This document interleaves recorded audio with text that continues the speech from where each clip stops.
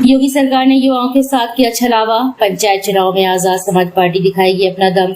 झांसी में आज आजाद समाज पार्टी के तत्वाधान में अस्तित्व बचाओ बंधुत्व बनाओ प्रबुद्ध जन सम्मेलन में शिरकत करने आजाद समाज पार्टी के राष्ट्रीय अध्यक्ष व नगीना सीट से सांसद चंद्रशेखर आजाद झांसी पहुंचे, जहां उन्होंने पार्टी के कार्यकर्ताओं को संबोधित करते हुए कहा कि जब तक दलित और दबे कुचले लोग एक नहीं होते हैं तब तक उनका उत्पीड़न किया जाता रहेगा।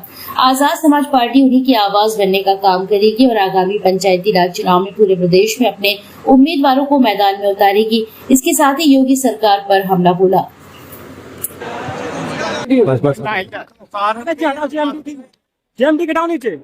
उसके बाद दूसरा सम्मेलन भाई में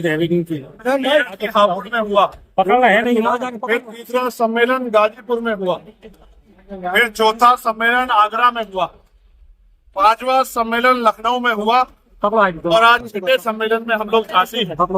अभी बाकी बचे 12 मंडलों में सम्मेलन होने 2027 की तैयारियां हम लोगों ने शुरू कर दी है।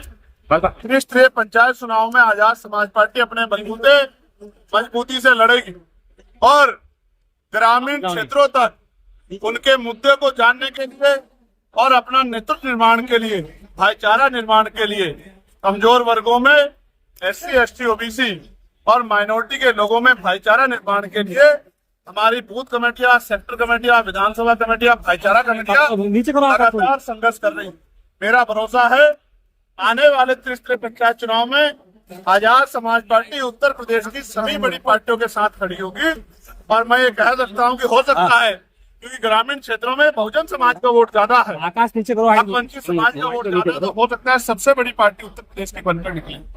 और मेरा विश्वास है जिस तरह से मंडल में समीक्षा कार्यक्रम चल रहे हैं और हमारे द्वारा प्रभु जन सम्मेलन हो रहे हैं, एक बहुत मजबूत विकल्प आजाद समाज पार्टी बनेगी।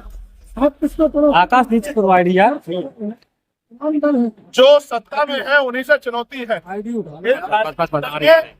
4 7 और 2 9 सीटें हैं और जहाँ तक मैं समझता हूँ इन पे बड़ा कब्जा भारतीय जनता पार्टी का पिछले चुनाव से हमें सीख मिली है, दूसरी पार्टी इनको हरा नहीं पाई है। तो आजाद समाज पार्टी मजबूती से अपनी जड़ों को मजबूत करेगी, बहुजन समाज में भाईचारा पैदा करेगी और जो सत्ता में दल है उसको हराने का काम करेगी। देखिए बहन जी हमारी बड़ी नेता हैं, मैं उनका सम्मान करता हूँ, लेकिन आप ये भी देख रहे हैं उनके द्वारा महापुरुषों का आंदोलन आगे नहीं बढ़ पा रहा है। लगातार चुनाव वो लड़ रहे हैं, लोकसभा का चुनाव भी लड़ा, विधानसभा के चुनाव भी लड़े, लेकिन सफलता नहीं मिल रही है। लोगों का विश्वास आजाद समाज पार्टी की तरफ बढ़ रहा है। आजाद समाज पार्टी के युवा साथी ना दिन देखते, ना रात देखते, ना धूप देखते, ना आंधी देखते, ना तूफान देखते, ना भूखे प्यासा पेट देखते, लगातार संघर्ष करते हैं। पुलिस से पहले जाके गरीबों को न्याय दिलाने का काम करते हैं, उनकी आवाज उठाने का काम करते हैं, उनके लिए लड़ने का काम करते हैं, तमाम तरह के अन्याय जुल्म आरोप सहते हैं। इसलिए समाज भी ये देख रहा है कि जो हमारे लिए लड़ रहा है उसी को ताकत दे। आजादी क्या अखिलेश यादव के साथ इस बार आप चुनाव में जाएंगे?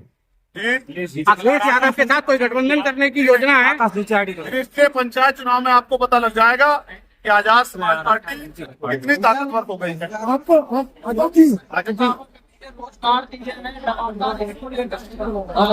योगी सरकार रोजगार के नाम पे झूठ बोल रही है।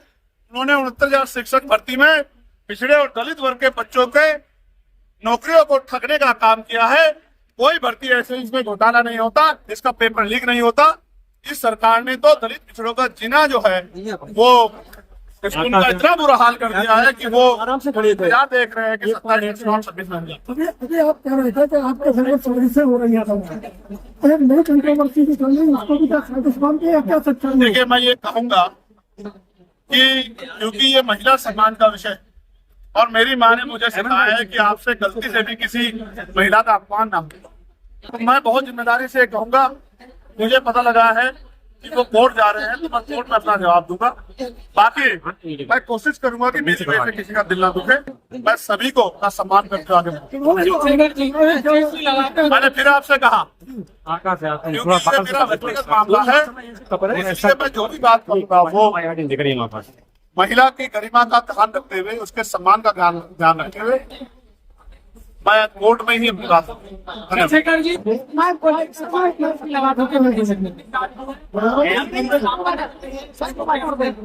नहीं, मैं फिर आपसे कह दूं, उन पे बहुत लंबे समय सरकार रही है। ओबीसी को जातिगत जनगणना और 52% ओबीसी को 52% आरक्षण उन्होंने नहीं दिया, और ओबीसी आयोग उन्होंने नहीं बनाया, और मंडल कमीशन की सिफारिशें उन्होंने लागू नहीं करी। तो आप सोचो क्या है, ये जाति की करनी देखनी चाहिए।